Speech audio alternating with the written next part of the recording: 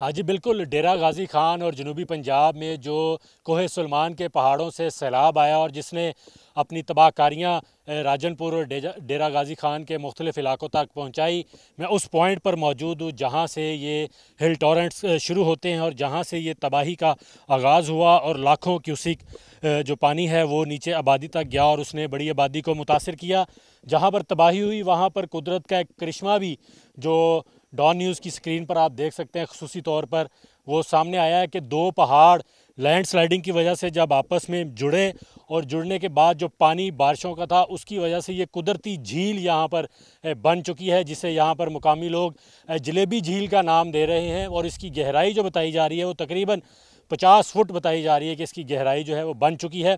मेरे साथ deputy commissioner DG Khan इस वक्त अनवर बरियार साहब मौजूद हैं, जिन्होंने दिन रात कोशिश की है और ये रास्ता शहरियों के लिए ओपन किया है ताकि वो बआसानी अपने घरों तक पहुंच सके। अनवर साहब, ये बताइएगा, जहां पर आफत आई, लोगों का नुकसान हुआ, वहां पर ये झील बन जाना, क्या समझते हैं? ये कुदरत का एक और करिश्मा आपने देखा?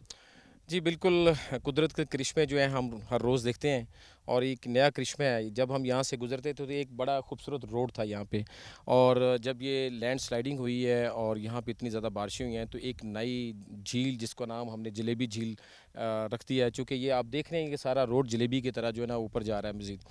तो ये मुश्किलात हमें रही हैं, झील भी बन गई है और इसी वजह से हमें जो रोड जो है इसको क्लियर करने में बहुत मुश्किलात का सामना रहा है। उसी दिन से 14 अगस्त से हमारी यहाँ पे मशीनरी डिप्लॉयड है।